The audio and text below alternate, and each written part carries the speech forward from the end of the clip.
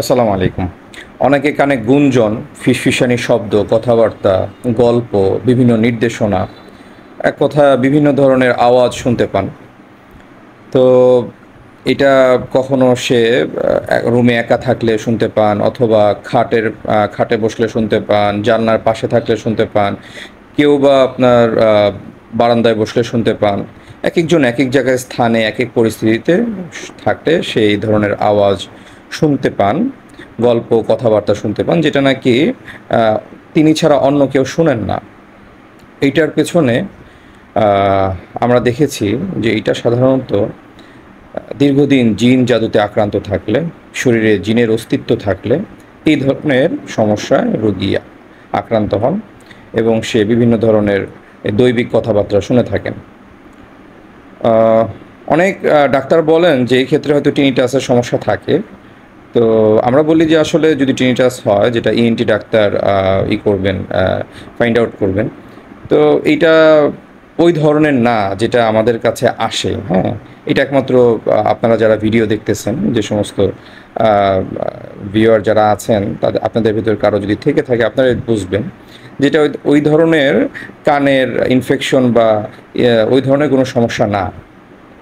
আবার অনেক বর্তমান আধুনিক মনোবিজ্ঞানী যারা, তারা অনেক সময়, বা নিউরোলজিস্ট যারা, তারাও অনেক সময় বলে থাকেন যে এটার ক্ষেত্রে হয়তো এটা অডিটরি হ্যালুসিনেশন বলে, যেটার পিছনে স্কিজোফ্রেনিয়া অথবা বায়োপোলার ডিসঅর্ডার অথবা বিভিন্ন মানসিক রোগ, বিভিন্ন নামে তারা এটাকে অবহিত করেন, যে এই ধরনের সমস্যা যদি কেউ দীর্ঘদিন ভুগেন, যেমন ডিপ্রেশন, হ্যাঁ, ডিপ ডিপ্রেশনে যদি দীর্ঘদিন ভুগেন, তো সেই ক্ষেত্রে এই ধরনের অডিটরি হ্যালোসিনেশন হতে পারে কারো।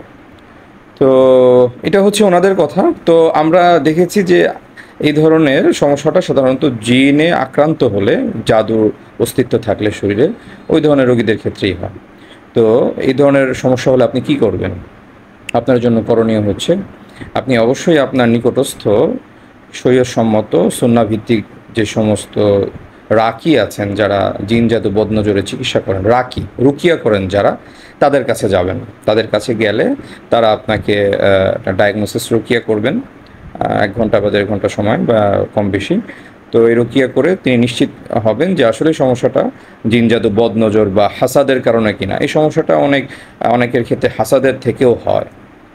যারা রুকিয়া বিশেষজ্ঞ তাদের মতামত যে এই সমস্যাটা হাসাদ, মানে আপনাকে কেউ হয়তো হিংসা করেছে এবং হিংসার যে একটা কুপ্রভাব এটা আপনার উপর পড়েছে, এই কারণেও হয়। এটা অনেক রুকিয়া বিশেষজ্ঞ বলেছেন। তো যাই হোক, তো আপনার করণীয় হচ্ছে একজন রাকিকে দেখানো, ডায়াগনোসিস সেশন নেওয়া, নিশ্চিত হওয়া যে সমস্যাটা আসলেই প্যারানর্মাল কিনা। যদি প্যারানর্মাল হয় তাহলে তার সাজেশন অনুযায়ী আপনি রুকিয়া করবেন, চিকিৎসা করবেন, সেলফ রুকিয়া করবেন, তার সাজেশন অনুযায়ী থাকবেন, চলবেন। আল্লাহর ইচ্ছা একটা সময় ইনশাআল্লাহ সুস্থ হবেন। হ্যাঁ, আপনার অবস্থার অনুযায়ী এটা সময় নির্ভর করতেছে কতদিন লাগতে পারে।